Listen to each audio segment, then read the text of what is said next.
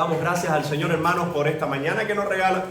Y hoy vamos a estar hablando de la segunda parte que comenzamos en el capítulo 11, hablando del culto público, del culto de la iglesia del Señor. Y el tema anterior fue un tema, yo creo que muy, pero muy importante, cuando se hablaba del velo de la mujer, los principios que estuvimos ahí aprendiendo que estaban detrás de ese velo. Y hoy vamos a hablar de esta segunda parte, donde Pablo ahora habla de la cena del Señor, y él la divide en tres partes. Cuando hablamos de la cena del Señor, también se conoce como Santa Cena, también se conoce como una de las ordenanzas de nuestro Señor Jesucristo para la iglesia. Y lo cierto es que el trasfondo de la cena del Señor o la Santa Cena se encuentra en la Pascua judía. Tanto así que esa Pascua tiene su esencia en Éxodo, recordemos capítulo 12, donde el pueblo del Señor estaba saliendo de Egipto, y nosotros vemos que en esa salida el Señor guarda al pueblo, el Señor saca al pueblo y les instituye la ordenanza de cómo deben entonces tener esa Pascua. Esa misma Pascua el pueblo la comienza a celebrar año tras año, incluyendo nuestro Señor Jesús, que su última Pascua, poco antes de ser llevado a la cruz, él en esa Pascua entonces instituye lo que nosotros llamamos la Santa Cena, o lo que Pablo llamó la Cena del Señor. Ahora, el contexto de los judíos es la Pascua, la ordenanza de Jesús es la Cena del Señor, pero también hay otra actividad que comenzó a desarrollar la iglesia de Cristo en el primer siglo, que se conoce como los ágapes o las fiestas de amor. Y muchos creen que el mismo día del Señor, cuando los creyentes se reunían, ese día ellos tenían comidas y todos venían y traían comidas para compartir unos con otros, y dentro de esas fiestas ágape tenían su servicio al Señor y también tenían la cena del Señor. Después de la persecución en los primeros siglos de la iglesia, la cena del Señor vino a ser un elemento un poco complicado a la hora de celebrarlo, aunque hay hallazgos históricos de que la iglesia lo siguió celebrando. Pero imagínense, al ser perseguido y al no poder reunirse públicamente, en muchas de las catacumbas o en muchas de las tumbas donde se encontraban escondidos los creyentes para tener sus cultos al Señor, ahí tomaban una pequeña porción de pan y una pequeña porción de vino y celebraban entonces así y recordaban la cena de nuestro Señor Jesucristo. Cuando hablamos de la cena, en esta mañana propongo dividir en tres partes el texto, y en primer lugar vamos a hablar de los pecados en la cena del Señor. En los versos del 17 al 22 vamos a ver cómo Pablo está enumerando y está explicando lo que es pecado, aquellos temas que a muchos no le agradan, pero si hablamos de nosotros, hablamos de pecados. En segundo lugar, vamos a ver la institución de la cena del Señor, versos 23 al 26, cómo Jesús le establece y cuáles son los patrones que Él da cada vez que se celebre este acontecimiento. Y en último lugar, advertencias. Las advertencias en la cena del Señor. Por eso estamos hablando de la cena del Señor: pecados, institución y advertencia. Lo primero es que si usted lleva ya algún tiempo en la iglesia, es muy probable que ya usted haya participado de la cena del Señor. Dentro de unos minutos vamos a estar también celebrando la cena del Señor, pero es importante entender que más que un simple rito, hay algo extraordinariamente de bendición para nuestras vidas en la cena o en la Santa Cena. Pero a la vez hay algo de extraordinaria responsabilidad para nuestras vidas en la cena del Señor, que no es cualquier cosa. Así que en primer lugar hablemos de los pecados en la cena del Señor, cuando Pablo le escribe a esta iglesia local, a la iglesia de los Corintios, y comencemos ahí con el verso 17. Mire cómo dice: pero en anunciaros esto que sigue, no os alabo, porque no os congregáis para lo mejor, sino para lo peor. Entendamos, hermanos, cómo Pablo le está diciendo. Recuerden que él estaba reconociendo en el capítulo 11, verso 2: os alabo, hermanos, porque en todo os acordáis de mí y retenéis las instrucciones tal como las entregué. Pero ahora, en el siguiente tema, después de hablar del velo, en el siguiente tema Pablo dice: ahora en esto yo no les puedo dar alabanza. Una de las características hermosas del apóstol Pablo, que todos los creyentes deberíamos repetirla, es la no hipocresía. pan, pan, vino, vino, a lo negro, negro, a lo blanco, blanco.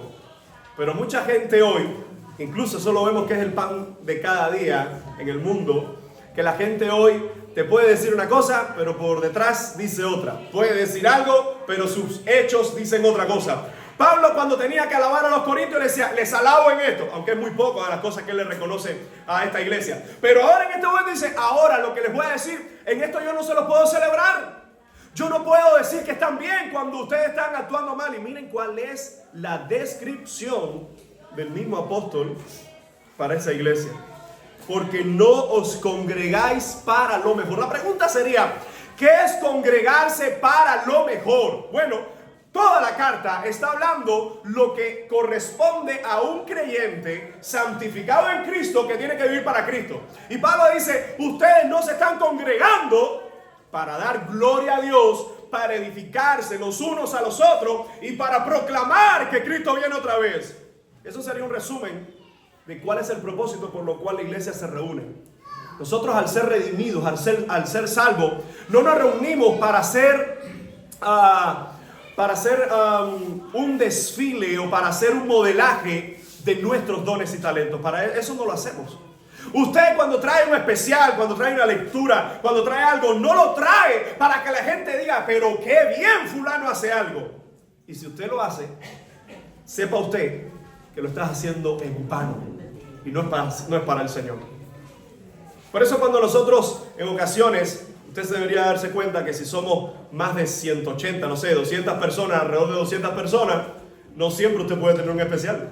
No siempre usted puede participar, no siempre usted puede tener la dirección del culto, no siempre usted puede tener la predicación, no siempre usted puede tener algún especial. Por la sencilla razón de que lo que hacemos lo hacemos para el Señor, pero una de las cosas que la iglesia de los Corintios estaba experimentando, Pablo dice, es increíble que ustedes no se están reuniendo para lo mejor. Ustedes se están reuniendo, se están congregando. ¿Para qué dice nuestra Reina Valera? Para lo peor. Imagínese que usted le pregunta en aquel momento a un corintio de la iglesia, dice, hermano, ¿para dónde vas? No, voy para la iglesia. Bueno, sabes que según Pablo vas ahí a congregarte para lo peor. Imagínese la actitud de estos hermanos a los cuales se les tiene que llamar la atención. Así que cuando Pablo declara esto, fíjense ahora cómo él va a poner de manifiesto por qué ellos se reúnen para lo peor. ¿Por qué? Porque continuaban con los mismos problemas del inicio de la carta. Verso 18 dice, pues en primer lugar, y es interesante porque todos los que son predicadores o maestros saben que cuando uno enuncia en primer lugar, tiene que haber un segundo lugar o un tercero, etc. Pablo estas expresiones las usa al menos en dos ocasiones más. Y una de las cosas que vemos es que él dice en primer lugar, pero después no encuentras en segundo o en tercero. Así que todo nos hace pensar que lo que Pablo está diciendo, este es el génesis de todos los problemas que ustedes están congregándose para lo peor. Imagínense una iglesia reunida y que el apóstol le diga, ustedes están reunidos y están congregándose para lo peor que puede reunirse una iglesia. Qué triste, ¿verdad? Y miren lo que dice el apóstol. Pues en primer lugar, cuando os reunís como iglesia. Otras traducciones tratan de tomar este calificativo, el como, haciendo en calidad de iglesia. Y es bueno que esta traducción trata de rescatar esta idea. ¿Por qué? Porque algunos a veces usamos, voy para la iglesia. Está bien, eso no está del todo mal. Y digo del todo mal. Porque en realidad esto se conoce como el templo, la casa del Señor. Pero entendamos que en el primer siglo, cada vez que se usan estos términos, ellos no tenían templo. Los primeros cristianos no tenían templo, se reunían en las casas, en plazas donde ellos podían, en el campo. ¿Por qué? Porque el templo era de los judíos, la sinagoga también era de los judíos. Por eso que vemos en las cartas de Pablo mandándole saludos a las iglesias que estaban en las casas. Entonces, cuando Pablo dice, cuando reuní como iglesia, haciendo diferencia en que muchos se podían reunir para tener una comida, muchos se podían reunir para hablar de un tema determinado, para compartir en familia, pero Pablo está diciendo, cuando ustedes se reúnen como iglesia, en calidad de iglesia, es decir, ustedes no se reúnen para un show.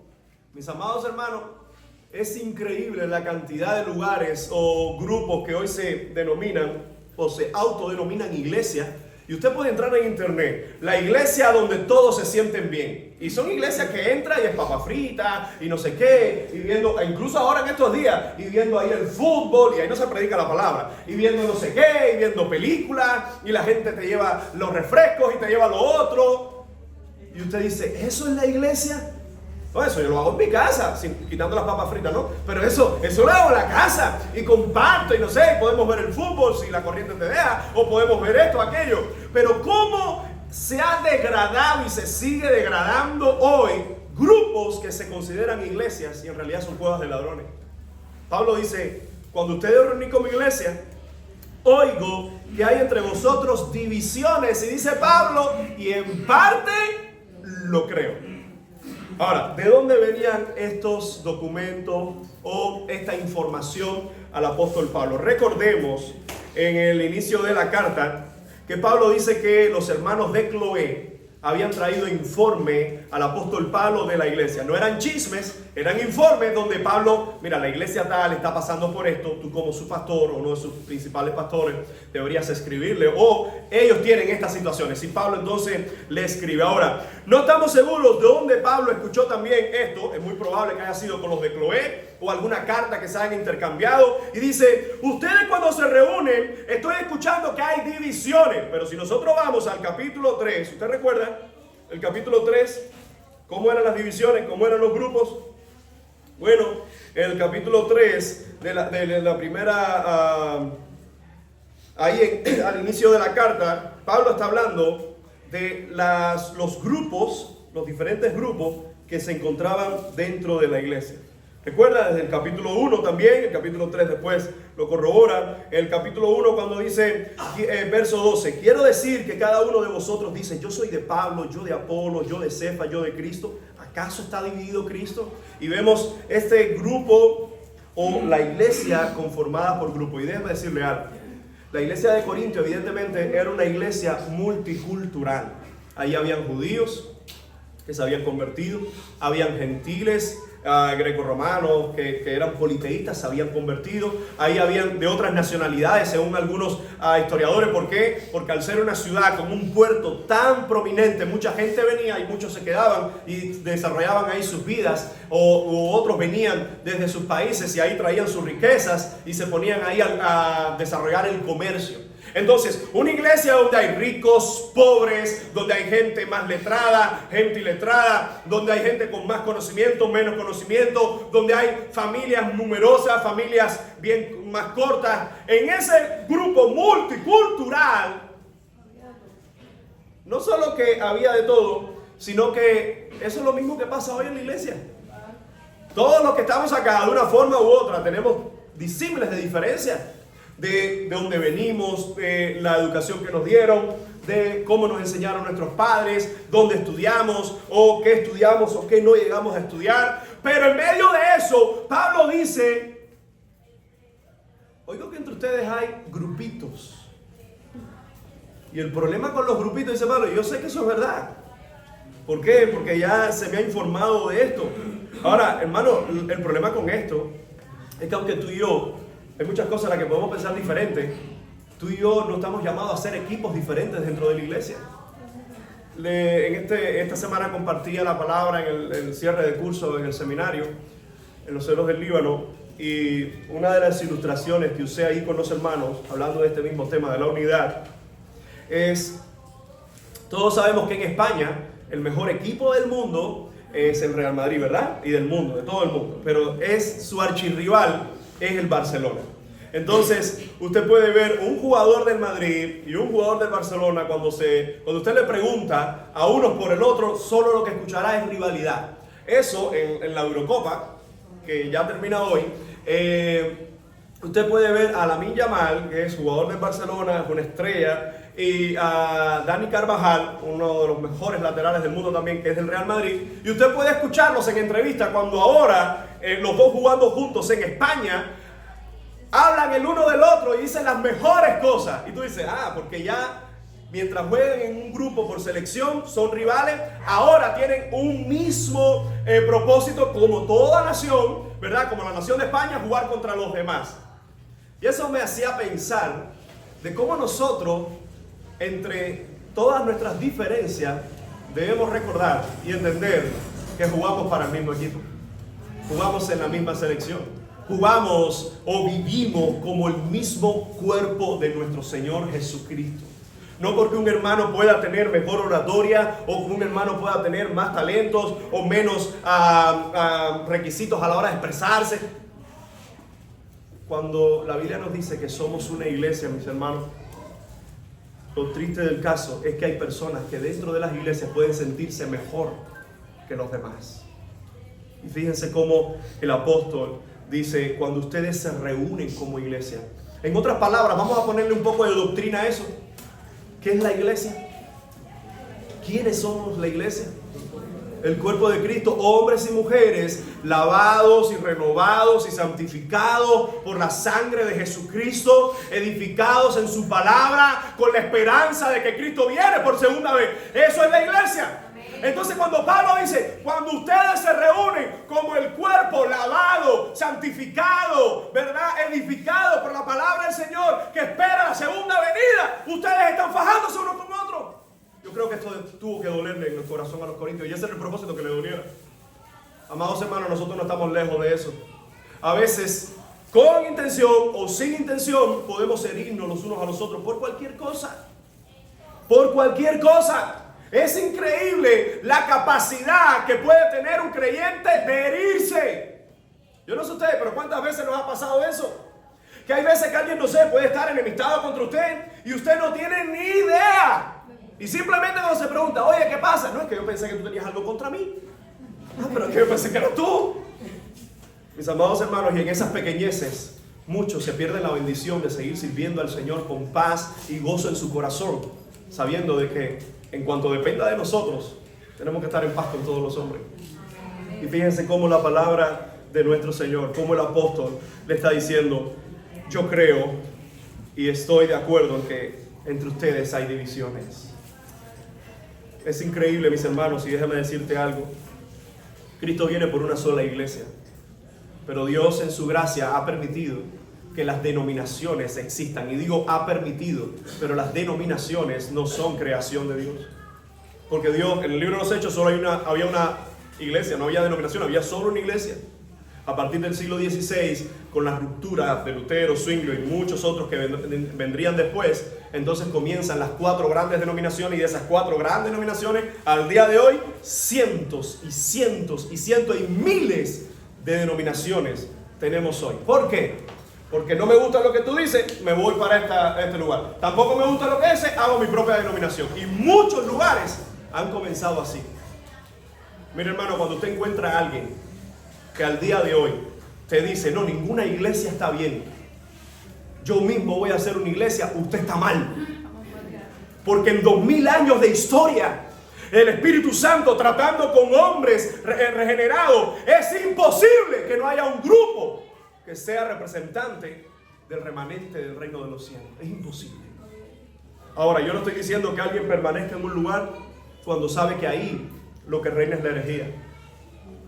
Pero si tú miras a tu alrededor, mis amados hermanos, si Dios te ha dado el privilegio de estar en una iglesia que se predique la sana doctrina y que se trate de vivir el evangelio, y aunque se cometan errores, se muestre el amor unos con otros, pues podemos ser bendecidos, porque hoy lo que prima en la mayoría de los lugares son círculos sociales, donde siéntete bien, que eso es lo que tú te mereces. Siéntete, aquí no te sientes bien, no ven para que te sientas bien, aquí no se te va a ofender, aquí no se te va a hacer daño, aquí no se te va a decir nada, porque el propósito es que todos nos podamos sentir bien en la casa del Señor. Yo no sé qué versículo está eso en la Biblia, pero el apóstol dice en el verso 19, porque es preciso, y miren qué interesante, después de Pablo reconocer los problemas entre ellos, dice, miren, es necesario. La palabra preciso ahí viene de una palabra griega que habla de una necesidad imperante. Dice Pablo, es necesario que entre vosotros hayan estos jairesis. Y cuando habla de disensiones, esa misma palabra se usa para sectas. Y ojo, no es que Pablo está diciendo que las sectas o las divisiones vienen por el Señor. Las sectas y las divisiones vienen por la naturaleza humana, vienen por la carnalidad del corazón del hombre. Ahora Pablo dice, es necesario que eso pase. ¿Por qué? Porque cuando vienen las disensiones y la gente saca su carnalidad y la gente saca su falta de amor, se manifiestan los que son hijos de Dios. Algunos recordarán, yo no estaba aquí, pero me han contado la historia. Aquí hubo una división en esta iglesia y un grupo se fue a un lugar y otro se fue a otro. Pero algunos regresaron y algunos pidieron perdón y gracias al Señor, en su gran mayoría, al día de hoy, aunque otros no regresaron, se aman y hoy pueden compartir juntos. Y yo escuché con mis propios oídos de algunos, no estoy diciendo todos, estoy diciendo de algunos que yo escuché, que de los que se fueron, que me dijeron, mira pastor, una cosa te confieso, que hoy yo no soy el mismo que era cuando aquel momento que era un inmaduro y por eso me fui y por eso me llevé un grupo y no sé qué. Eso no lo hubiese hecho, pero hoy puedo decirse que amo a sus hermanos, que amo a cada uno de ellos. Yo no estoy diciendo que todo, pero aquel que reconoce esa falta y sabe que todos cometemos errores, ese es un hijo de Dios. El problema es cuando usted ve gente que son esos caudillos y que todo el mundo está mal y que cuando tú le preguntas por cualquier creyente o por cualquier iglesia, cualquier denominación, dice no, eso es del diablo, y eso es del diablo, y eso es del diablo, y eso es del diablo. Chicos, si todo en todos los lugares ves al diablo, es que tú eres primo hermano del diablo. Porque todo el mundo no puede ser del diablo, porque hay pueblo del Señor. Ahora, cuando la palabra del Señor nos dice esto, hermano, dice, es necesario. Ahora, esa necesidad que ocurre por los mismos defectos del hombre, Pablo está diciendo, es necesario que vengan los problemas y las pruebas y las disensiones y esa gente que quiere hacer grupos. ¿Por qué? Porque en medio de los grupos, el que ama a Cristo, ama a la iglesia. Y el que ama a Cristo, ama a la iglesia, ama su palabra, buscará la unidad en medio de las diferencias. Mis amados hermanos, cuando hay pruebas y cuando hay crisis, sale verdaderamente aquellos que tienen su corazón aprobado delante de Dios. Ahora, ¿qué te digo con esto? Lo que el mismo apóstol dice, Pablo es realista y observa que el evangelio de Cristo, escuche esto, el evangelio de Cristo produce divisiones. Hermano, el evangelio de Cristo divide. Ahora, ¿por qué divide? Porque no todo el mundo tiene un corazón sumiso a la verdad del evangelio. Hay mucha gente con corazones de piedra. Hay mucha gente que cuando llega a la iglesia se pasa un tiempo. ¿Y para qué? Para tratar de cambiar a todo el mundo. Veo que no puede cambiar a todo el mundo, se va a otra. Trata de cambiar a todo el mundo, no cambia a todo el mundo, se va a otra. Se va a otra, se va a otra. Y al final, mire hermano, es imposible que todas las cosas que ocurran o toda la convivencia que uno tenga en la iglesia nos puedan agradar. ¿Por qué? Porque está llena de descendientes de Adán y Eva. Ahora, la diferencia está cuando llegamos a un lugar que lo que prima es la verdad de Dios. Y aunque hay cosas que tienen que seguir mejorando, ves el deseo en la iglesia, en sus líderes, decir, todavía podemos hacer mejor las cosas para el Señor. No estamos hablando que llegas a un lugar donde te prometen prosperidad y te sacan el dinero y donde te dicen que si estás enfermo es porque estás endemoniado. Miren, según alguien que compartía conmigo en estos días, yo no sabía que era mal visto. Bueno, sé que soy mal visto en miles lugares, no me interesa, pero no sabía que era mal visto por una denominación específica por aquí, por Pinar del Río. Porque alguien me hizo un comentario de que cuando dicen, Alexal, ten cuidado porque se está predicando en contra de los pentecostales. Yo dije, ¿cómo? ¿Contra los pentecostales? O sea, la iglesia de la Asamblea de Dios, sí, está predicando en contra de ellos. Y dije, está bien, no, usted sabe, cuando hay un rumor o algo así que tú no tienes tiempo y tienes tantas cosas que hacer, tú dices, yo recuerdo las maquinitas esas que se usaban antes. Recuerda que era tic, tic, tic, tic, y lo dejaba pasar, ya ese, déjalo pasar porque no tengo tiempo. A ver, dime quién es, por favor, no quiero que es la gente. No, en paz estoy con el Señor. Pero qué difícil es, hermano, cuando tú quieres hacer algo bien para el Señor. Y aquellos que están en medio de sus errores te ven entonces como culpable. Mira, hermano, lo que la palabra del Señor nos enseña, que la iglesia de Cristo va a sufrir, la iglesia de Cristo va a dividirse, pero no va a dividirse como iglesia. Los que se dividen, que en realidad no sería división, sino separación, es que los que se van del eje del evangelio, aquellos que vienen a introducir su doctrina. ¿Usted se imagina que aquí llegara alguien y comience a introducir que no hay resurrección? Se le explica lo que es la resurrección. De hecho, dentro de unos capítulos lo vamos a ver. Se le explica lo que es la resurrección. Se le enseña lo que es la resurrección. Y aún así dice, sí, pero no hay resurrección. Bueno, mi amigo, tome sus maletas y piérdase.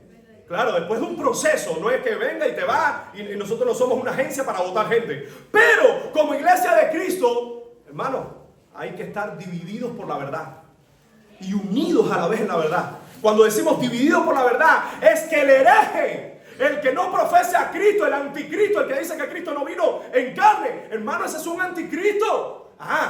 Pero como decía un hermano en estos días, sí, claro, tenemos que orar por ellos. Oremos por los impíos, porque nosotros no podemos odiar a nadie. Oramos por los no creyentes y también oramos por esos falsos maestros que andan por ahí confundiendo gente. Pero, una cosa es que yo ame al no creyente o al falso maestro en el sentido de que, Señor, ten misericordia de esta persona que va camino al infierno. Y otra cosa es que me congracien, como hace el Consejo Ecuménico aquí en Cuba, y en Pinar del Río, que a cada rato yo veo eso y lo sacan por la televisión. Y no me hierve la sangre verlos a ellos, me hierve la sangre. Ay, cristiano, ay, pastor, ¿viste? La iglesia saliendo por la televisión. Yo voy a decirle algo que es muy personal. Pero hasta el día de hoy, cada vez que veo una iglesia salir por la televisión, es lo más lejos del concepto de iglesia de la Biblia. ¿Por qué? Porque está contrapuesto a los intereses. Los intereses de la iglesia de Cristo están en el evangelio, en predicar la palabra sana, en vivir la pureza del evangelio.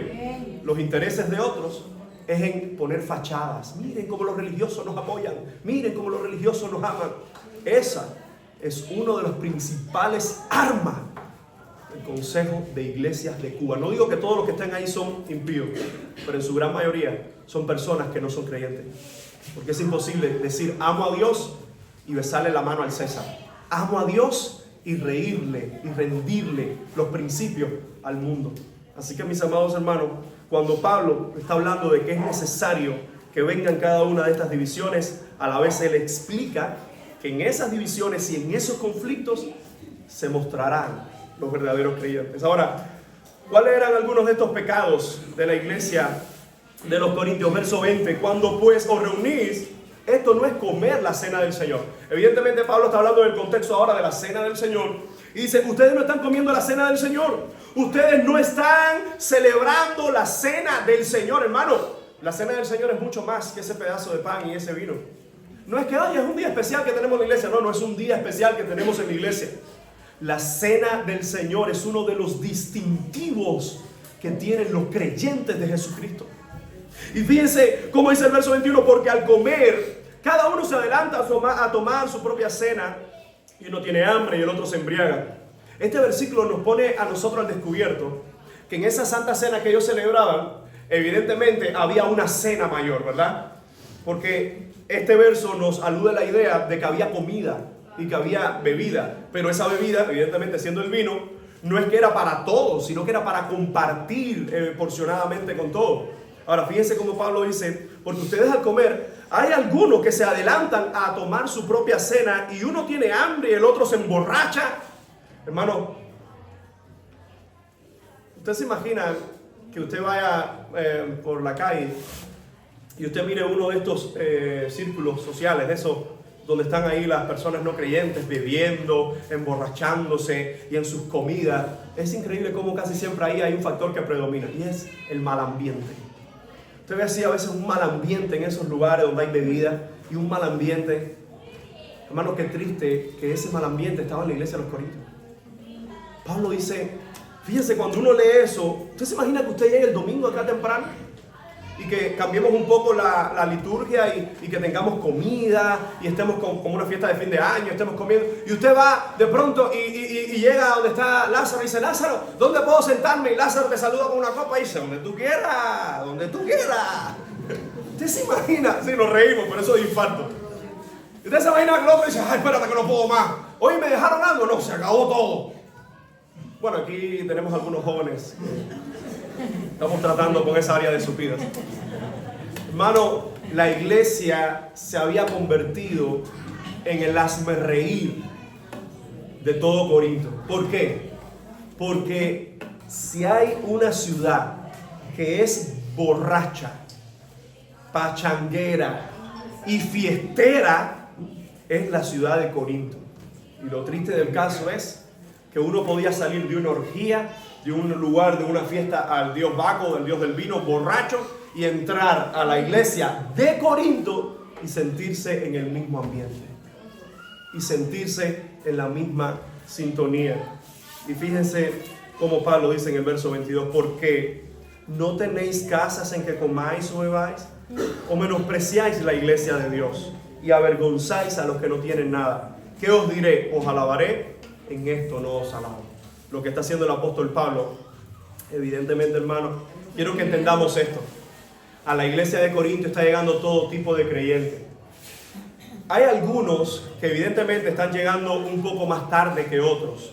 Eso siempre ha pasado. Y fíjate que esta gente no era cubana. Pero no estamos justificando al que llega tarde por negligencia. No es eso. Pero hay algunos de la iglesia de Corinto que son esclavos todavía. Entonces, cuando ellos terminan todo su trabajo en la casa de sus amos o en los lugares donde sus amos le asignan la tarea, no es que ellos tienen un horario. Muchos de ellos, dice un autor, y me gustó esa idea porque es muy gráfico, dice que cuando muchos de ellos salían tarde corriendo para llegar a la casa del Señor y poder darle adoración, imagínate algunos de esos creyentes que eran pobres y cuando salen tarde y llegan a la casa del Señor no tienen comida. Y no solo no tienen comida, sino que cuando ven a los hermanos que están ahí borrachos. Hermano, eso es una de las cosas que tú dices. Yo creo que hay pocos creyentes en la iglesia de Corinto. Pero recordemos que esta es la misma iglesia que comienza diciendo a los santos en Cristo. Llamados a ser santos en Cristo, santificados en Cristo. Hermano, esto debería encender las alarmas en nuestra vida. Por eso es que tenemos que tener siempre tanto cuidado en nuestra vida. ¿Cómo era posible que un creyente en Corinto podía emborracharse? No emborracharse escondido de los creyentes, sino emborracharse en el mismo culto al Señor. Cuando la santidad se pierde, cualquier cosa es posible.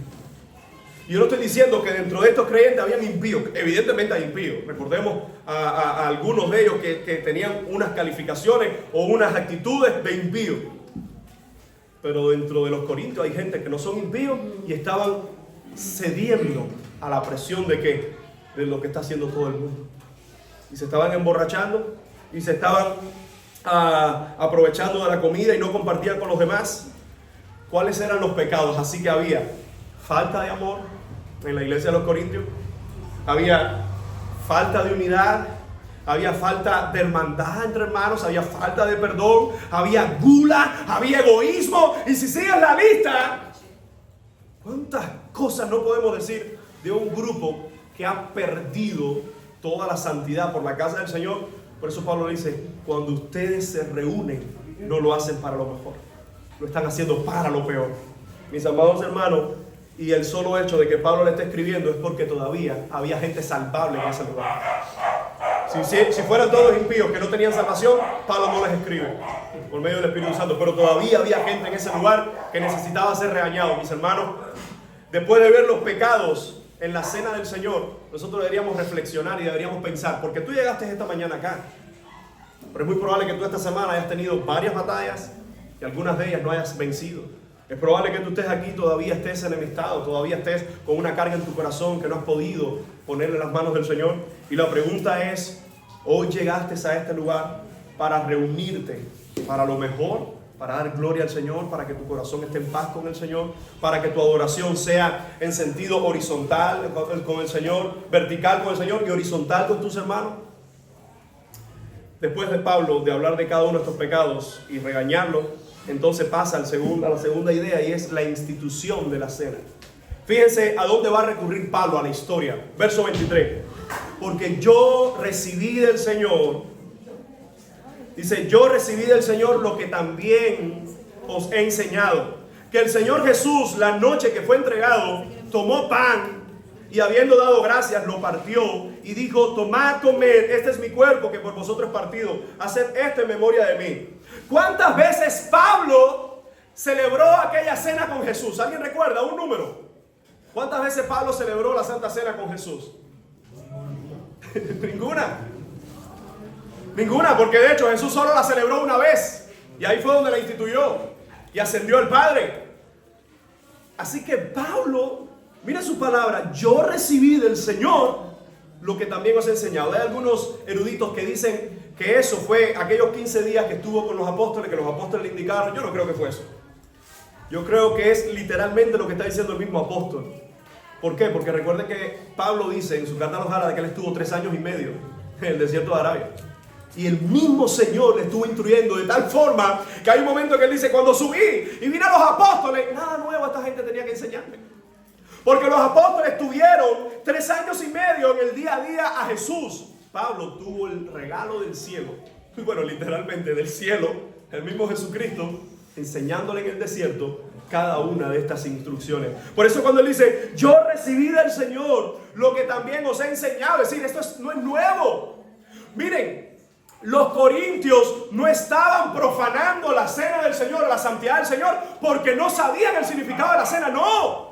Ya esto era una enseñanza que ellos habían tenido. Ellos estaban profanando y ellos estaban alterando la santidad porque eran perversos dentro de la casa del Señor. Hermano, por eso es que a veces el mundo tiene razón cuando dice, no, si a esa iglesia yo he visto gente que ha entrado ahí y están con segundas mujeres y están introduciéndose en sitios pornográficos donde son de acceso a mucha gente y ponen fotos ahí. Yo he visto a esa gente en chismes en su trabajo y muchos tienen razón. Muchos impíos tienen razón. Cuando pueden ver entrar alguno a este lugar y dicen, pero ese es cristiano. Hay algunos que tienen razón, otros que no. Los que no tienen razón, dice, bienaventurado soy cuando por mi causa sean vituperados, maldecidos, digan toda clase de mal contra vosotros, mintiendo. El problema es cuando lo dicen de verdad. ¿Y sabe qué? Esa persona que justifica el no venir a los pies del Señor porque ve entrar a la casa del Señor alguien que es un impío, esa persona junto al impío terminarán en el infierno, porque no es justificación. Ahora, hay de aquellos que sean tropiezo a los demás. Porque no es lo mismo pasar por pruebas difíciles, incluso de fallecer, incluso ceder a las tentaciones, que una persona que adopta una vida doble en la casa del Señor. Hermano, nosotros no podemos engañar a Dios. Iglesia, no podemos engañar a Dios. Pero si alguien esta mañana está en este lugar, que es ese tipo de persona que desde hace mucho tiempo tiene esa vida doble, que es una cara aquí pero otra cara en Facebook, que es una cara aquí pero otra cara en su trabajo, escúchame, necesitas arrepentirte de tus pecados hoy, porque vas camino al mismísimo infierno. El mismo apóstol está diciendo, yo recibí del Señor que en la noche que fue entregado tomó pan y habiendo dado gracias, dice, lo partió. La pregunta sería, literalmente ese pan era el cuerpo de Cristo. Literalmente los discípulos cuando ven partir el pan dicen, mira, se partió él mismo. No, hermano, yo creo que esa es una simple observación, porque hay un debate con esto y de hecho 2 de las mayores denominaciones se dividieron por este concepto de que si el pan es literalmente Cristo y el vino literalmente su sangre cuando se toma. Por creer eso, se fue un grupo hacia un lado y otro grupo hacia otro. La Iglesia Católica cogió hacia un lado, Zwingli cogió hacia un lado, Lutero cogió hacia otro, Calvino más o menos se puso por una parte intermedia que daba para acá, para allá. Por eso, por esa interpretación. Y fíjense que dice Pablo, él tomó el pan, dio gracias, lo partió y dijo, tomad, comed, este es mi cuerpo. La pregunta es, bueno, no tenemos el pan, está ahí atrás. Cuando Jesús toma ese pan y dice, coman, que este es mi cuerpo, ¿literalmente se estaban comiendo a Jesús? No, era una representación. Y eso es lo que cree la mayoría de los evangélicos, eso es lo que creemos hoy la mayoría de los evangélicos, que es una representación. Porque cuando se estudia la doctrina de la transustanciación y la consubstanciación, algunos dicen que literalmente a la hora de comer del pan te estás comiendo el cuerpo de Cristo. A la hora literalmente de tomarte el vino te estás bebiendo literalmente su sangre. Lutero dijo que no, que era a la hora de comerse el pan y beberse la copa, es que ese pan estaba, la sangre y el cuerpo de Cristo estaba debajo y en esos elementos. Algunos dijeron, miren, esto no lo vamos a complicar más. Veámoslo como lo vieron los apóstoles. Es una representación, es un símbolo. El propósito de esto, pero aún así, en ese tema, muchos hoy están divididos. Y muchos hoy pueden escucharme y dicen, eso es herejía lo que está diciendo. Ese literalmente es el cuerpo de Cristo. Por eso. Y ahí miren lo que ocurre con las divisiones. Ahora dice Pablo, cuando Jesús toma y parte, tomad, comed, este es mi cuerpo que por vosotros es partido. Haced esto en memoria de mí. Es interesante cuando vemos las imágenes en los evangelios, Jesús instaurando la cena. Una de las cosas que nosotros vemos es que Pablo introduce el sufrimiento de Cristo. Dice, la noche que fue entregado. Y fíjense, todo lo que representa aquella cena. No es una pachanga, no es una fiesta donde se olvida el propósito de la encarnación. Es una fiesta donde se celebra que Él vino, pero que Él viene otra vez por su iglesia. Y fíjense entonces cómo el apóstol, después de dar esta definición del pan, dice el verso 25, asimismo tomó también la copa, después de haber cenado, diciendo, esta copa es el nuevo pacto en mi sangre. Haced esto todas las veces que la bebieres en memoria de mí. Jesús dio el pan a sus discípulos, ellos lo comparten. Ahora ese pan era el pan de la Pascua. Era el pan de la Pascua porque esa noche era la preparación de la Pascua. Y el vino, entendamos que esto parece ser, el vino es al final de la cena, dice, después de haber cenado, hay 4 copas en la fiesta de la Pascua. Y todos, hasta ahora, todos los comentaristas serios que he consultado coinciden en que esta copa Jesús la está instaurando, es decir, la representación del vino lo está instaurando en la tercera copa, que se llama la copa de la bendición. La primera copa tiene un propósito, la segunda tiene un propósito, la última tiene un propósito. La tercera es la copa de la bendición, y muchos creen que esta es cuando Cristo levanta la copa para bendecir a sus seguidores, y es justo ahí donde dice, esta es la señal del nuevo pacto en mi nombre.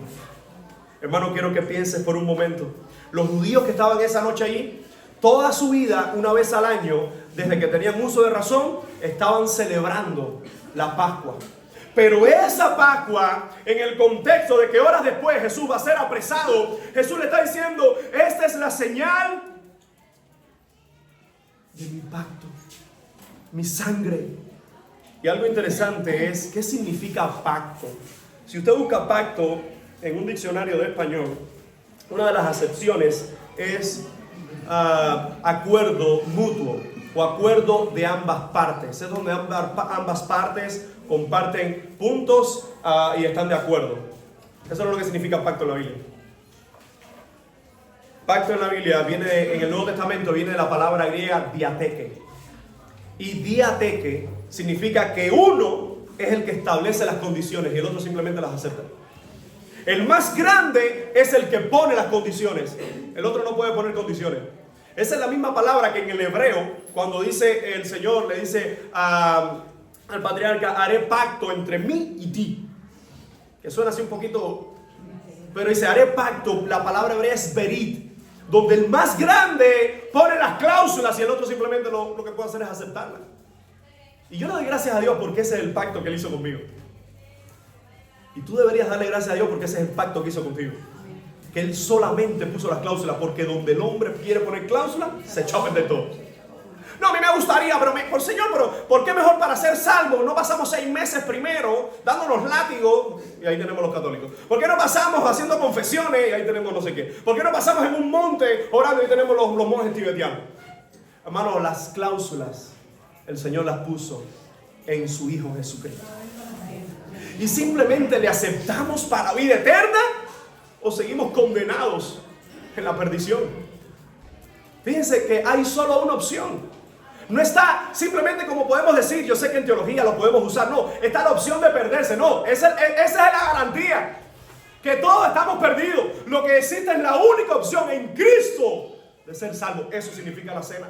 Por eso es que quiero que entendamos que una de las cosas que tenía cargado el corazón de Pablo es como algo tan sagrado y algo tan santo se había convertido en una fiesta de borrachos. ¿A dónde puede llegar el corazón de una persona cuando se empieza a alejar del Señor? Y fíjense cómo Pablo está usando una nomenclatura que los demás evangelistas no toman la esencia, y es hacer esto todas las veces que la bebáis en memoria de mí. Recuerden que la Pascua se celebraba el 14 de Nisan. Tenían un día específico. Pero Jesús, interesantemente, no pone un día específico y una fecha específica para celebrar la cena del Señor. Por eso usted ve que hay iglesias que lo hacen una vez al mes, o otras que lo hacen toda la semana, otras que lo hacen cada 3 meses, 2 meses, en dependencia. Pero lo cierto es que no hay una fecha exacta o una conmemoración que tú digas, tiene que ser este día constantemente cada vez que llegue este día. ¿Por qué? Porque Jesús lo que está instaurando es el evento. Más que el momento, en el momento que lo haga, esto es lo que tú tienes que anunciar. Y fíjense cómo dice el verso 26, así pues, todas las veces que comieres este pan y bebieres esta copa, es decir, todas las veces que la celebres, si lo quieres hacer todos los domingos, si lo quieres hacer cada 15 días, pero todo lo que hay que hacerlo. Es lo que yo hablaba hace un tiempo con unos hermanos. A mí no me preocupa que haya iglesias que lo hacen todos los domingos, que lo hacen una vez al mes. No, a mí lo que me preocupa es que hay iglesias que no lo hacen nunca. Porque es la cena del Señor, lo que Él nos anunció como celebración santa. Y dice Pablo, así pues todas las veces que comieres este pan y bebieres esta copa, la muerte del Señor anunciáis hasta que Él venga. Mis amados hermanos, al final la cena del Señor, uno de los propósitos que tiene es evangelístico. Uno de los propósitos que tiene es recordarnos que cuando comemos el pan y bebemos ese vino, estamos recordando que Él viene otra vez. La pregunta es, ¿cuántas veces uno se siente desanimado? ¿Cuántas veces uno se siente cansado? ¿Cuántas veces uno se siente atribulado en medio de las batallas? La cena del Señor debería ser uno de esos momentos que todo creyente lo ansíe con fuerza. Por eso una de las causas de la disciplina algunas iglesias toman es cuando se priva a la persona de participar de esa cena. ¿Por qué? Porque es un momento de restauración donde la persona debería anhelar con toda su fuerza ser restaurado y ser juntado a la iglesia y estar en el proceso, acatando el proceso de disciplina para pronto, cuanto antes, volver a tomar esa cena sagrada. La disciplina de la iglesia no es que te digan que no puedes tener un devocional. Eso puede ser parte de una disciplina. La disciplina, pues, se te privará de acuerdo a tu actitud de haber hecho esto, pero con el deseo de que pronto, por tu fruto, por tu vida, puedas volver a celebrar, hermano. Cuando hay alguien que no anhela las cosas de Dios, la cena del Señor, la comunión de los santos, no es cristiano. No, a mí no me interesa, no, yo no voy a la iglesia, no importa. Por eso siempre uso ese ejemplo. Tantos hermanos que en ocasiones nuestras, aquí en medio nuestro, que viajan a otros países. Y al menos yo lo que he escuchado, aquellos que viajan y regresan, ¿no? Porque se quedan, bueno, se quedan. Que aquellos viajan y regresan, dicen, esos domingos en la mañana, qué difícil era. Bueno, Lázaro que fue reciente. Y a Lázaro le era doblemente difícil. Porque como era diferente horario, lo que era aquí a las 10 de la mañana era como a las 4 de la tarde, ¿no?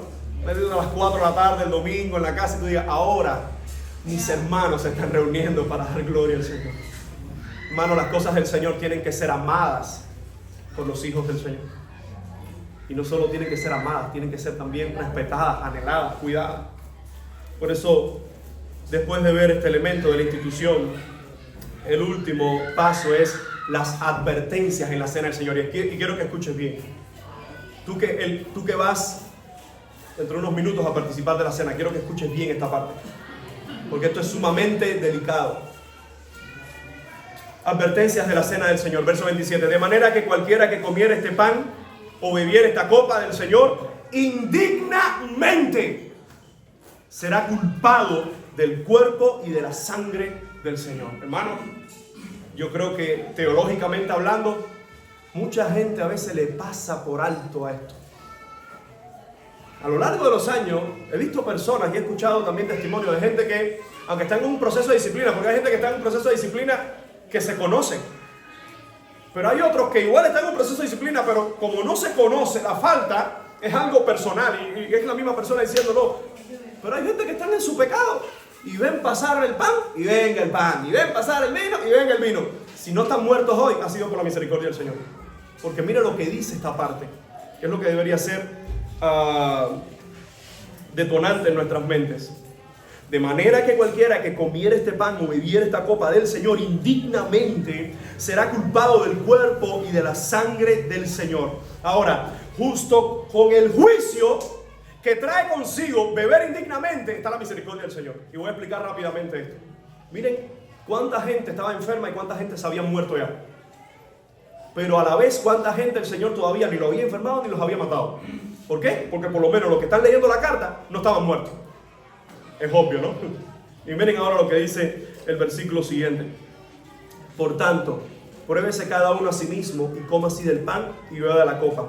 El primer paso antes de pasar a la cena, dice Pablo, tienes que hacer una pausa y tienes que ver cómo está tu vida con el Señor. Ahora, no significa que tú cometas errores, porque es imposible que desde ayer, las 6 de la tarde, a hoy tú no hayas cometido un error, aunque sea en tu mente. Es imposible. No está hablando de eso. Está hablando de actitudes y está hablando de cosas arraigadas al corazón que son pecaminosas. Y la persona no está dispuesta a pasar esa página o a ponerlo en las manos del Señor. Por eso el verso 28 dice, pruébese cada uno a sí mismo. Ojo, no es que tú pruebes o analices a tu hermano. A ver, ¿cómo estás, hermana? ¿Cómo estás? ¿Sobraste esta mañana? No te tomes el día. No está diciendo que tú pruebes a tu hermano. Que te pruebes tú. Dice, cada uno pruébese a sí mismo. Por eso, hermano, que ese vino y ese pan es algo santo y algo sagrado. Porque aunque literalmente no es el cuerpo de Cristo, simbólicamente sí está anunciando el cuerpo de Cristo. Y fíjense cómo sigue diciendo Pablo, verso 29. Porque el que come y bebe, y vuelve a usar la palabra indignamente, sin discernir el cuerpo del Señor, juicio come y bebe para sí. Quiero que entiendas esto. Cuando nosotros estábamos perdidos en nuestros pecados y el Señor nos salvó, el Señor nos rescató del juicio venidero, de la condenación al infierno. De ahí Él nos sacó. Ahora, cuando alguien está en el Evangelio y tiene prácticas pecaminosas no confesadas, que no lo pone ante Dios y toma la cena, la pregunta es, ¿toma la cena? ¿Es indigno y Dios le puede castigar? ¿Sí o no? Sí, lo vamos a ver ahora. Pero espera, porque hay gente que dice, no hay problema. Cuando hay Santa Cena no voy a la iglesia. Mira, hermano, de Dios nadie se puede burlar. Por eso es que vemos lo regular de la cena del Señor. Ahora, no es que esto debe convertirse en ese rito de autoflagelación. Y dices, ay, mañana hay Santa Cena. Señor, perdóname por todos mis pecados. Déjame ver, ay, dame llamar a Juanita, porque ella, el otro día le... Juanita, por favor, mira, mañana hay Santa Cena. Ese no es el pruébese a sí mismo. El pruébese a sí mismo es un llamado a cada uno en lo individual, pero que no debe cumplirse para el día que celebremos la cena del Señor. Porque el día que celebramos la cena del Señor, como cuerpo, anunciamos su muerte y que Él viene otra vez. Pero cuando no tomamos la cena del Señor y estamos el lunes en nuestra casa, deberíamos estar viviendo como aquellos que anunciamos la venida del Señor, hermano. La santidad es el día del Señor y los otros días también. Entonces, cuando nosotros vemos la explicación, porque el que come y bebe indignamente, sin discernir, y la pregunta es, ¿qué significa, Pablo, discernir el cuerpo de Cristo? Bueno, que Cristo se entregó por nuestros pecados. Por eso, estar todavía manoseando el pecado, o acatando el pecado, o no confesando el pecado, es no discernir genuinamente el cuerpo de Jesucristo. En otras palabras, hermano, entendamos que si no fuera por su gracia, ninguno de los que estamos aquí pudiéramos o deberíamos tomar de esa cena. Pero por su gracia nos amó y nos perdonó. Pero aún así Pablo está introduciendo un tema que yo creo que es reconfortante para nuestras vidas. Y es, a pesar de que estés tomando una actitud desagradable a los ojos del Señor, haz una pausa, y hoy es el día de perdón. Hoy es el día de humillarte y hoy es el día de reconocer esas faltas. Dice el apóstol, el que hace estas cosas sin discernir el cuerpo de Cristo, juicio, come y bebe para sí. Hay personas que le tienen más miedo a que la gente te vea, a que los cristianos te vean. Y la pregunta es, está bien, ¿y si los cristianos no te ven? ¿Y el que todo lo ve? Dice el apóstol Pablo en el verso 30, por lo cual hay muchos enfermos. Miren ahora las consecuencias reales. Ahora, cuidado hacer una doctrina muy general de esto. Vamos a ver la que el mismo apóstol está declarando. Por lo cual, es decir, por gente que estaba comiendo sin discernir el cuerpo de Cristo, en otras palabras, por gente que estaba en pecado y estaba participando de la cena del Señor, dice el apóstol, por eso hay muchos enfermos. Escuchen, número uno, no todos los que están enfermos es por consecuencia de juicio del Señor. Porque hay impíos que están enfermos y están consecuencias por sus pecados. Pero hay creyentes que viven en santidad y también enferman. Y no significa que estén por juicio del Señor. Ahora, ¿qué es lo que nos dice esto?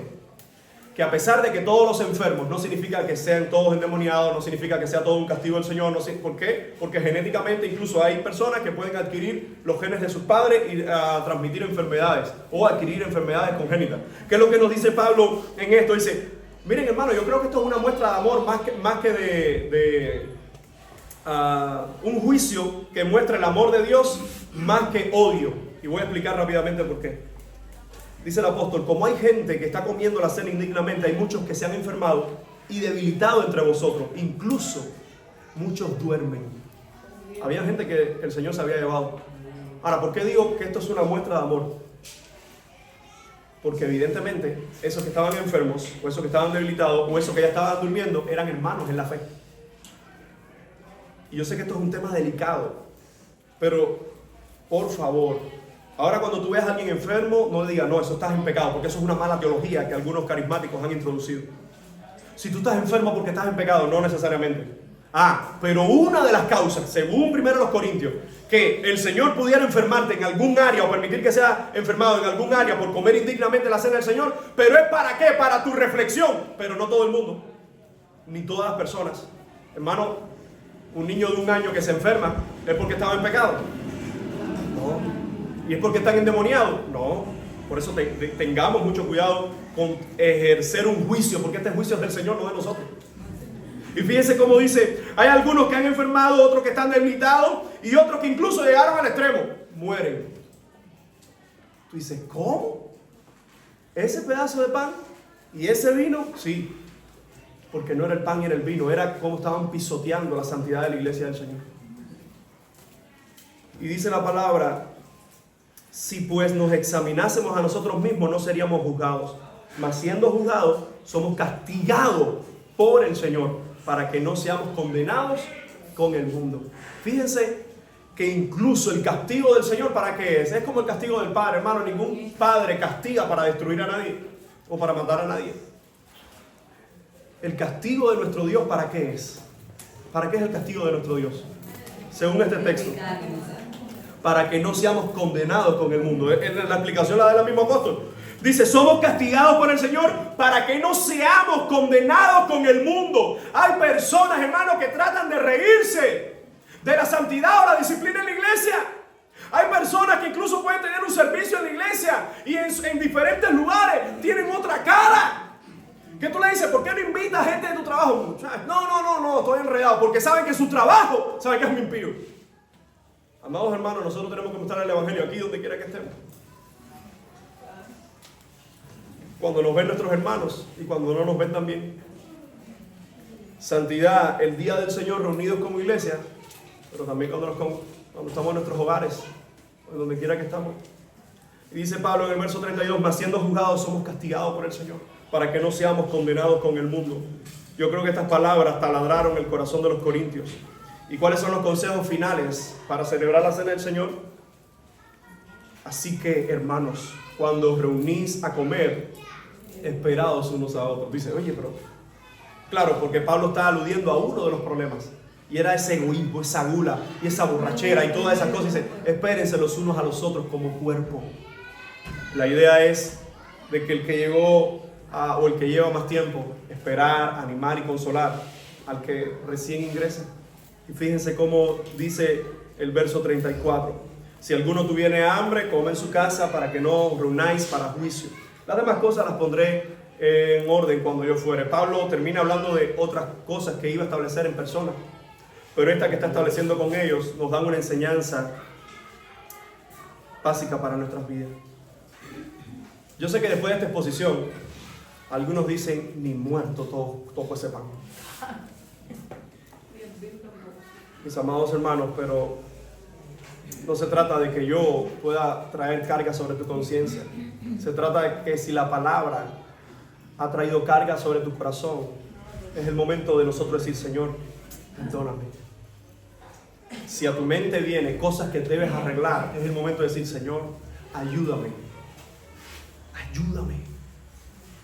Ayúdame a esta área de mi vida. Ahora, no se trata de aquellos que están batallando y le están pidiendo al Señor por algo. Se trata de aquellos que se han dejado dominar por el pecado. Juicio, comes y bebes para sí. Pero ¿cómo poner en la balanza algo que deba anhelar toda la iglesia, algo que provoque miedo? Hermanos, la actitud no es prepararnos para la cena del Señor, la actitud es prepararnos para la segunda venida. Y eso lo representamos en la cena del Señor y el resto de nuestros días. Por eso, la cena del Señor, los pecados en la cena del Señor, tanto egoísmo, tanta falta de santidad, la institución de nuestro Señor Jesucristo mostrando que aquel pan era su cuerpo, aquel vino era su sangre.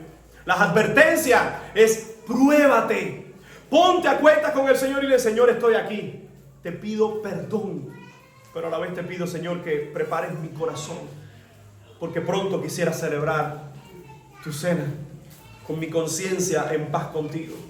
Hermano, escuche bien, porque a veces alguien toma la cena por pena de que el que está al lado diga: mira, está mal con Dios. Pero la pregunta es: ¿y qué dice Dios?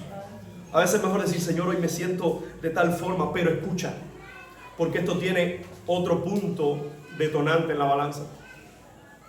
Hoy puede ser que alguno no pueda tomar la cena, o mañana, o algún día, o alguna ocasión, pero que esa no sea tu estilo de vida, porque nuestras vidas deberían estar listos para tomar la cena, para dar gloria a Dios todos los días de nuestra vida. Yo quisiera que pudiéramos orar, y así le voy a pedir a los diáconos que traigan los elementos para tener el tiempo. Señor, nosotros te damos gracias por tu palabra, gracias por tu verdad, gracias por Jesucristo. Te pedimos que seas en nuestras vidas. Te pedimos perdón, Señor. Perdón porque ninguno de nosotros es digno de tomar esta cena. Pero por el perdón que tú nos das, Señor, nos da la oportunidad. Nos invitas a tu mesa. Es tu mesa, no la nuestra. Es tu cena, no la nuestra. Por eso rogamos perdón por nuestras vidas. Rogamos perdón por nuestras almas, por nuestras familias. En tus manos estamos. Te imploramos, Señor, te suplicamos que seas en medio de tu iglesia. Y te damos gracias por estas enseñanzas de la Santa Cena, de la cena de nuestro Señor Jesucristo. Ayúdanos a celebrarla dignamente, hoy y siempre en nuestras vidas. En el bendito nombre de Jesús. Amén y amén.